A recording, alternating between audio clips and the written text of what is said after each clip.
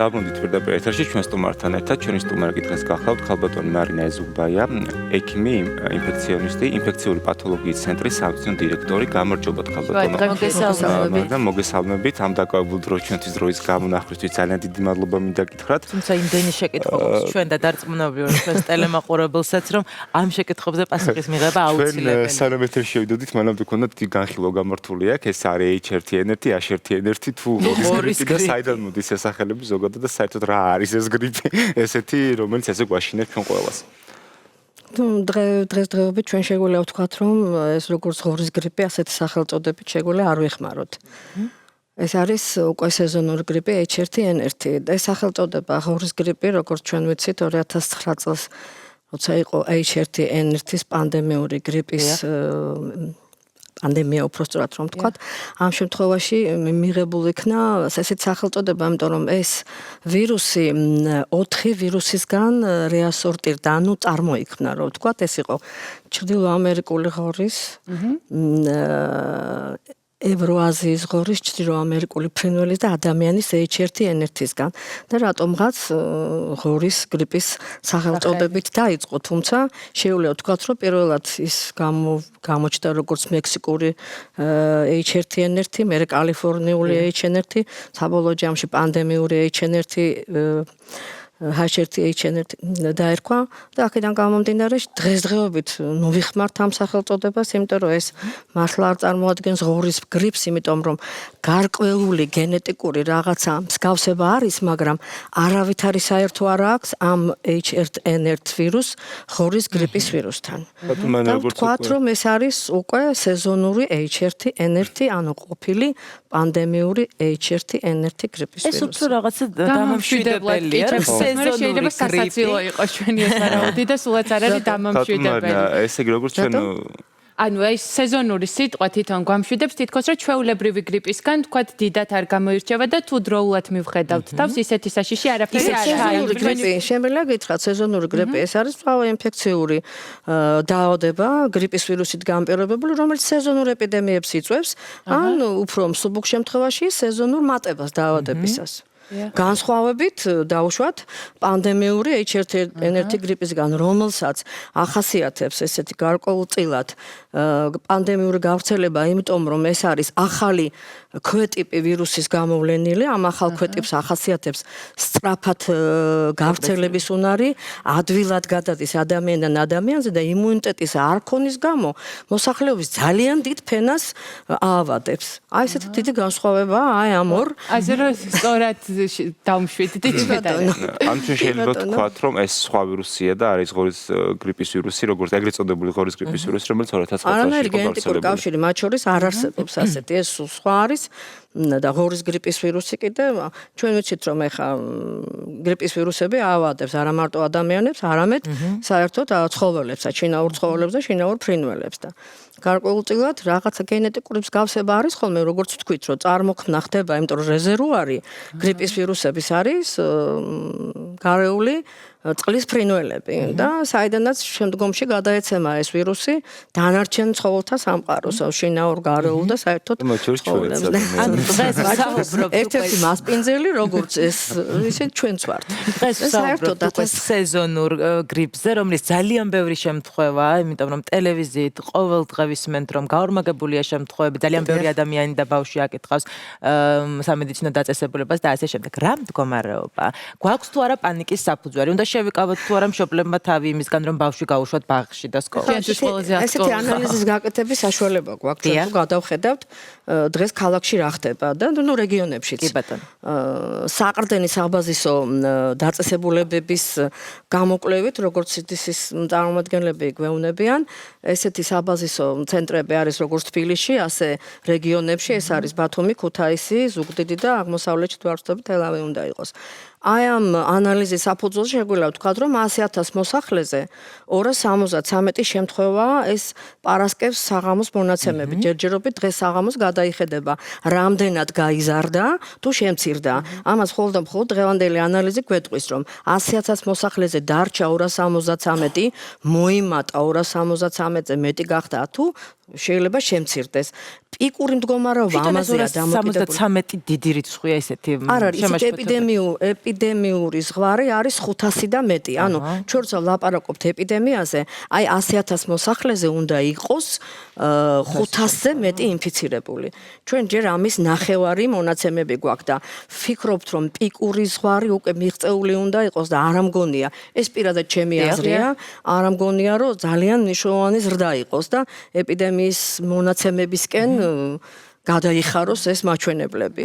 ექიმების რეკომენდაციებს ვისმენთ ყოველდღიურად, თამამად შეიძლება ითქვას, ისინი გვირჩევენ, რომ ხშირად გავანიავოთ ოთახი, ხელები ხშირად დავიბანოთ, მოვერიდოთ თავშეყრის და ხალხმრავალ ადგილებს, ეს არის მთავარი პრევენცია, რაც შეიძლება, რითაც შეიძლება რომ თავი დავიცვათ ამ ვირუსით. როგორ არის ახლა გრიპის ვირუსი, ეს არის ჰაერწვეთოვანი ინფექცია და გადაეცემა აი ესეთ ჰაერწვეთოვანი, ანუ ხველის და ცემინების დროს ამოიტყორცნება პირისყრის ლორწოვანიდან და ჰაერში ხდება მათი გავრცელება. ეს სათქმაოდ ესე იგი წვეთოვანი, იმიტომ ქვია, რომ ცოტა დიდი ზომის არის, 5 მიკრონზე მეტი ზომის არის და ამიტომ მისი გავრცელება ხდება მხოლოდ 1 მეტრის დისტანციაზე. ანუ აი მე და თქვენ როცა ერთმანეთთან ვზივართ, მე რო ინფიცირებული ვიყო, მე და თქვენ მეტი შანსი გვაქვს ინფექციის, მაგრამ მე და თქვენ ნაკლები, იმიტომ რომ ეს ვირუსი 1 მეტრზე შორს არ ვრცელდება. ამიტომ გარკვეულწილად ესეთი როგორც ახასიათებს ჰაერწვეთოვანი ინფექციებს სტანდარტული და კონტაქტური ღონისძიებები რეჟიმისა სრულად საკმარისი. ანუ რას ნიშნავს ეს, რომ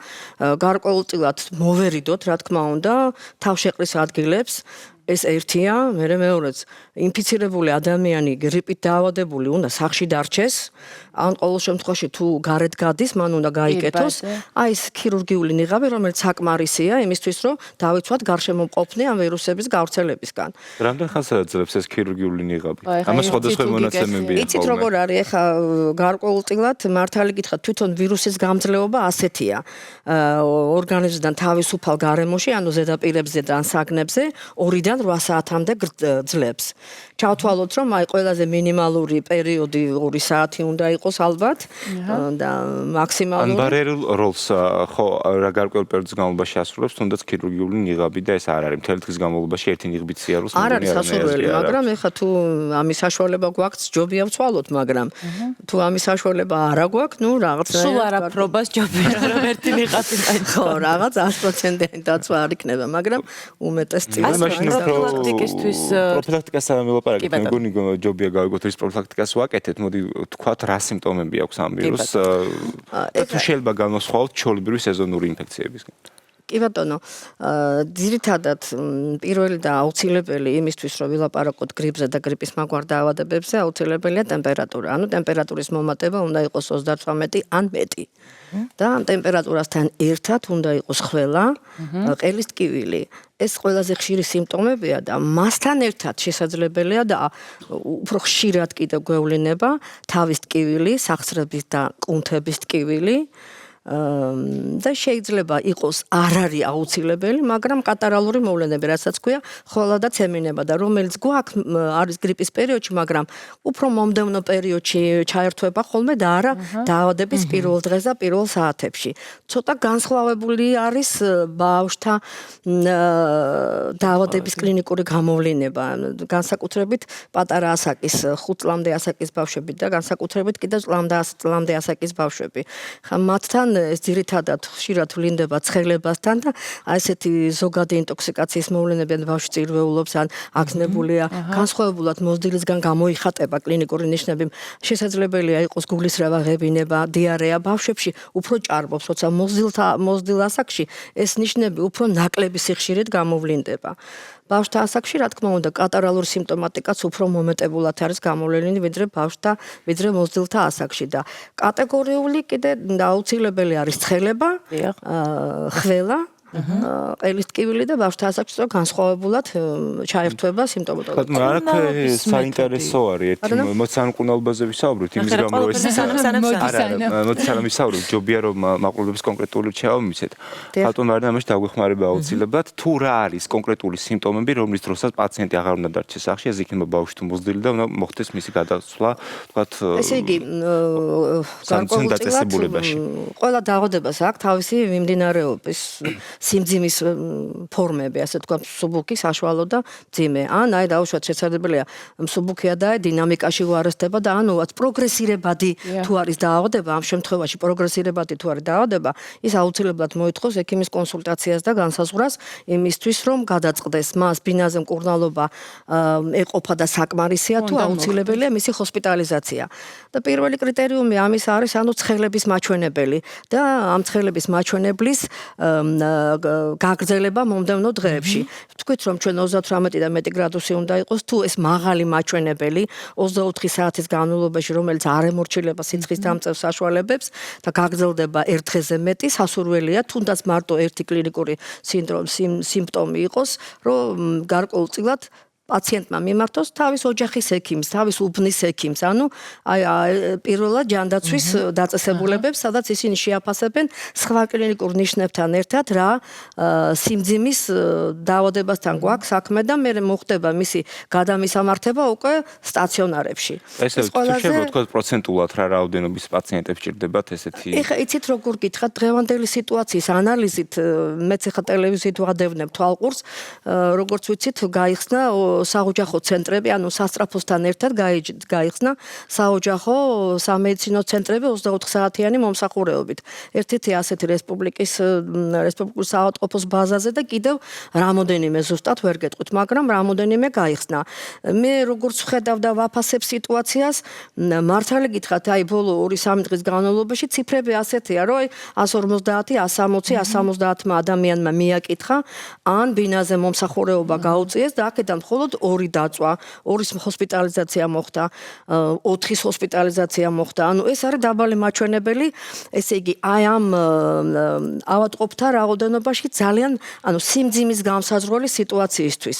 ჰოსპიტალიზაციის მაჩვენებელი, ანუ რა ხარისხით თავსდება ავადმყოფები, გარკვეულწილად განსაზღვრავს ინფიცირებულთა სიმძიმის პროცენტულ რაოდენობას. მე მგონი რაც აი 2009 წელს და მანამდე არსებული ქათმის გრიპის შემთხვევაში ბევრად უფრო მაღალი პროცენტი იყო და ეს იმიტომ რომ ხოვთქვით ჩვენ რომ ეს იყო პანდემიური H1N1. ეს არ იყო სეზონური გრიპი. პანდემიურ H1N1 და H1N1 ახასიათებდა ასეთი რამ, რომ ის ახალი ქვეტიპი იყო. ის იოლად გადაეცემოდა ერთი ადამიანიდან მეორე ადამიანზე ვიდრე სეზონური გრიპი. სწრაფად ვრცელდებოდა და სწრაფად გავრცელების გამო ვინაიდან მოსახლეობას იმუნიტეტი საერთოდ არ ჰქონდა, მასიურად აინფიცირებდა ადამიანებს და ასეთი მასიური ინფიცირების შემთხვევაში, რა თქმა უნდა, და ახალი ქვეტიპის წარმოშობის პერიოდში დაავადება მძიმედ მიდის, უბრალოდ პანდემიისთვის დამახასიათებელი განმარტების კრიტერიუმი ეს არის, რომ უნდა გაჩნდეს ახალი ქვეტიპი ვირუსის, რომელმაც უნდა მძიმედ დაავადოს ადამიანები და იმუნიტეტის არ ქონის გამო სწრაფად გავრცელდეს. ჩვენ რამდენჯერმე ვახსენებთ აბსოლუტურად გასაგებია. სერიოზული ეს არის სეზონური. ეს სიტუაცია დღეს არ აქვს. რა თქმა უნდა, ეს არის სეზონური გრიპი, რომელიც უკვე ცირკულირებს საქართველოში უკვე 2009 წლიდან. გარკვეული მოსახლეობას გარკვეული იმუნიტეტი გააჩნია აი ამ ვირუსის მიმართ. მართალია იცით რა განსხვავდება? ჩვენ ვიცით A, B და C ტიპის ვირუსები. A ტიპის ვირუს ახასიათებს მძიმე მიმდინარეობა, იმიტომ რომ სწრაფად ცვალებადი ვირუსია. გარკვეულწილად მის გენეტიკაში ხდება ხოლმე გარკვეული მცირე ცვლილებები, რომელიც აი პატარა სეზონურ ეპიდემიებთან არის დაკავშირებული. ხოლო პანდემიის დროს ხდება ვირუსში გარკვეულწილად გენში საკმაოდ დიდი ცვლილება, რომელსაც ქვია შიფტი და მცირე ცვლილების რეიფი. და ამ დროს სახეს იცვლის და ახალი ქვეტიპი ხდება. ახალი ქვეტიპი აი ძალიან საშიში თავისი გავრცელების და დაავადების მძიმე მიმდინარეობის ხარჯზე. რომ დღეს ეს მდგომარეობა არ აქვს. ეს მდგომარეობა არ აქვს, სეზონური გრიპია და უბრალოდ მინდა გითხრათ, რომ არა მარტო სეზონურ გრიპს, არამედ ნებისმიერ დაავადებას, რომლითაც ჩვენ შეიძლება აღად გავხდეთ, გააჩნია მძიმე ფორმები და ამ მძიმე ფორმებში გარკვეულწილად თუ ეს არის დატვირთული ფონური დაავადებებით, ანუ სხვადასხვა ქრონიკული დაავადებების გამწვავების ფონზე ხდება ნებისმიერი სხვა დაავადებას კი, არა მარტო გრიპი, ვირუსული ან სხვა გენეზის ინფექციებიც ყველა შეიძლება ლეტალური გამოსავლით დამთავრდეს. საზოგადოების შიში კიდევ უფრო ამძაფრებს ის, რომ რამდენიმე შემთხვევა მართლაც დასრულდა ლეტალური. მაგრამ დანარჩენი რა, ჩვეულებრივად ჩვენ და სამწუხაროდ, რა თქმა უნდა, გარდაცვალება პაციენტების ხდება არა მარტო გრიპის გამო, სხვა დაავადებების გამო, მაგრამ ეხა ამ წუთში აქცენტირება არის გრიპზე და გრიპის შემთხვევაშიც ეხა სეზონური გრიპის დროს ლეტალობის მაჩვენებელი არ არის მაღალი, დაბალია 0.1%-ია. როდესაც აი პანდემიური გრიპის დროს მაჩვენებელი იყო 2%. ესეთი იყო მაშინდელი პროცენტული მაჩვენებელი. 2-სა და 0-1 შორის განსხვავება საკმაოდ დიდია. ეხლა ჩვენ ამ ციფრებზე თუ გავივყვანთ, საკმაოდ ესეთი თვალსაჩინო. ანუ რეალურად პანიკის საფუძველი არ არსებობს ეს ძალიან კარგი. პანიკა ყოველთვის აფუჭებს ყველაფერს. პანიკის გარეშე თუ ქვეყანას აქვს იმის საშუალება, რომ იმუშაოს წყნარად, შვიდად და მართოს ეს დაავადება მოსახლეობისთვის მინიმალური დანაკარგებით, თუ ამის საშუალებას მივცემთ ჯანდაცვის სამინისტროს და ადგილობრივად დაწესებულებებს, ვინც ემსახურებიან ამ ავადმყოფებს, არ ამგონია, რომ რაღაცა და ჩვენ თუ ხელს შევუწყობთ, რომ არ გადავკვოცნით ერთმანეთს, ხელებს დავიბანთ ხშირად და პირბადას ასე ჩვენ პირადად შეგვიძლია ხელი შევუწყოთ სწორი ინფორმაციის გავრცელებით და ეს ძალიან მნიშვნელოვანია. ანუ ავადმყოფები უნდა დარჩენ ბინაზე აუცილებლად. ჩვეულებრივად სახში ხა იზოლაცია შეიძლება და ოჯახში სხვა წევრებიც რომ დაავადდნენ აუცილებელია რომ გარკვეულ იმ შემთხვევაშიც კი ვთქვათ, როდესაც ადამიანს არ აღენიშნება მაღალი სიცხე და აქვს მხოლოდ რაღაცა გაციების სიმპტომები. იცით რა შესაძლოა, აი გრიპი იმით განსხვავდება, ჩვენ განვმარტეთ, ხო? გრიპის დამახასიათებელია ტემპერატურა 38 და ზემოთ. სხვა, რა თქმა უნდა, რესპირატორული ვირუსებიც არსებობენ განსხვავებით გრიპისგან, ოღონ გრიპს რაც ყველაზე დამახასიათებელია უეცარი დასაწყისი ახასიათებს თქვენ ახლა შეიძლება დღის განმავლობაში თავს ფანტასტიკურად გრძნოთ და საღამოს შეგამცინოთ მოგცეთ ტემპერატურა და გახდეთ ავად გრიპით. რაც ცოტა განსხვავებულად ხდება ხოლმე სხვა რესპირატორული ვირუსული მე ცოტა ისე ვლაპარაკობ რომ მოსახლეობა მე ადვილად გაიგოთ. სხვა შემთხვევაში სხვა ვირუსული დაავადებების შემთხვევაში ასეთი უეცარი დასაწყისი არ არის. დაავადება უფრო თანდათან ვითარდება. რაც გრიპს ახასიათებს ცხელების მაჩვენებელი არ არის მუდმივად ასეთი მაღალი და ადვილად დამორჩილებადია. იქ უფრო კატარალური მოვლენები არის წინსწრები. გრიპის დროს აი მძიმე გამოვლინება, მძიმე ინფექციებზე ვლაპარაკობ, მძიმე დაავადებულებზე, ინტოქსიკაციური სინდრომი, რასაც ქვია, აი სახსრები, კუნთების ტკივილი, გულისრევა, ღებინება, დიარეა, ძლიერი თავის ტკივილი, აი ეს სიმპტომები ამ შემთხვევაში უფრო ესეთია, მსუბუქად გამოხატული ან თანდათანობით ვითარდება. გრიპისთვის ეს ყველაფერი ერთდროულად მძაფრად მწვავე დასაწყისისთვის დასაწყისით არის დამახასიათებელი და ასე რომ ამის დიფერენცირება არ არის რთული, ამიტომ ჯანდაცვის რგოლის ექიმებს და ინფექციონისტებს და დანარჩენ ყველა ექიმსაც ძალიან ადვილად შეუძლიათ განსხვავონ კლინიკურად გრიპის სხვა რესპირატორული ვირუსული ინფექციებისგან და დავსვათ კლინიკურად დიაგნოზი და შესაბამისი მკურნალობაც დავიტყოთ, რაც აუცილებელია. აი შესაბამისი მკურნალობა რაც გულისხმობს? ნუ უნდა მოხდეს პანდემიური გრიპის პერიოდში, როცა H1N1 იყო, მაშინ მიდგომა განსხვავებული იყო გარკვეულწილად ანტივირუსული მედიკამენტოზური მკურნალობის თვალსაზრისით. სეზონური გრიპის დროს ცოტა განსხვავებულად ხდება. აქაც აუცილებელია ყველა მძიმე შემთხვევების დროს ჰოსპიტალში მოთავსებული პაციენტი და თუნდაც ბინაზე დარჩენილი ავადმყოფების იმ ნაწილში, რომელიც შეფასებული არის საშუალოზე მძიმედ და რომელთაც აქვთ რისკის ფაქტორები. ეხლა რისკ ფაქტორები რას ნიშნავს? დამამძიმებელი რისკ ფაქტორები ეს არის ბრონქოპულმონალური ქრონიკული დაავადებები, კარდიოვასკულარული ქრონიკული დაავადებები, თირკმლის ქრონიკული დაავადებები. ანუ ეს ადამიანები არის, რომლებიც განსაკუთრებით უნდა მოერიდონ ამ შემთხვევაში თავშეყრის ადგილებზე მიდის ამათთან დაავადება, ამიტომ განსაკუთრებულ მეთვალყურეობას ორსულები მათ შორის, დიაბეტი და სხვა მეტაბოლური დარღვევებით, იმუნოსუპრესირებული ავადმყოფები, ვინც აი ქიმიოთერაპიას გადიან, არბიტონის ადამიანები და ალკოჰოლის ჭარბად მომხმარებელი პირებიც კი. ესენი ყველანი წარმოადგენენ აი რისკის ჯგუფის პაციენტებს, რომელთანაც გრიპმა შეიძლება ძალიან მძიმე მიმდინარეობა მიიღოს. ამიტომ ყველა ეს პირები და შედარებით მძიმედ მიმდინარე პაციენტებისთვის აუცილებელია ანტივირუსული საშუალებების დანიშვნა და ოღონდ ექიმის მიერ დანიშნული და არა თვითნებურად. რა თქმა უნდა. და შესაბამისად უნდა მიიღონ ასაკის და მიხედვით შესაბამისი დოზირება, შესაბამისი, ანუ ტამიფლუ რა დღეს ბაზარზე ასეთი პრეპარატი. დიახ. ექიმი დანიშნავს და პაციენტი მიიღებს ამას საჭიროების შემთხვევაში. ძალიან დიდი მადლობა. უკეთ ესეთი პანიკის საფუძველიც არ არსებობს, როგორც მივხვდით. თავის დაცვის მეგრ საშუალებებიც ვისწავლეთ. პირველ რიგში პირბადენს ბარიერის შექმნა. და შესაძლოა ქალბატონო მარინა არსებობს ანტიბაქტერიული ერთგვარი კრემები, ეგრეთ წოდებული, რომელსაც სხვრში ამოუსვა მოხალმე ბავშვებს. რამდენად ეფექტურია ეს? არა, მაგრამ ბავშვებს. და არა, მაგრამ ბავშვებს. თქვენ თვითონ თქვით, რომ ანტიბაქტერიალურია, იმიტომ რომ გრიპი ვირუსული დაავადებაა. ეცით ჩვენ თუ გართულებას ვილაპარაკებთ, გრიპი ვირუსული დაავადებაა და ყველაზე ესეთი გართულება, ხშირი გართულება და საკმაოდ მძიმე გართულება, მაინც სასუნთქის სისტემის მხრივ გართულება უშუალოდ ეს არის ვირუსული პნევმონია და დასაწყის პერიოდში და მასთან ერთად უკვე თანდართული ბაქტერიული პნევმონიები. მათ განსაკუთრებულ სხვა ამოვლა ჭირდება, მაგრამ დროული დიაგნოსტიკა გრიპის და მძიმე შემთხვევებში, დროული ანტივირუსული მკურნალობის დაწყება, ეს უკვე პრევენციაა პნევმონიის განვითარებისთვის. ანუ ის შეაფერხებს ფილტვის ანთებით გართულებების რისკს.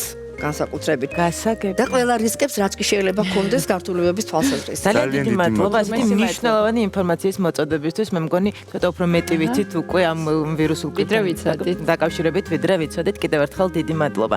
შევისვენოთ სულ ცოტა ხნით ალექს და ალექს შევისვენოთ და შემდგომ ბლოკში ასევე ძალიან საინტერესო თემით დაბრუნდებით, რომელიც ასევე პატარებს და ახალშობილებს ეხებათ. ალბათ დაგველოდეთ, არ გადართოთ.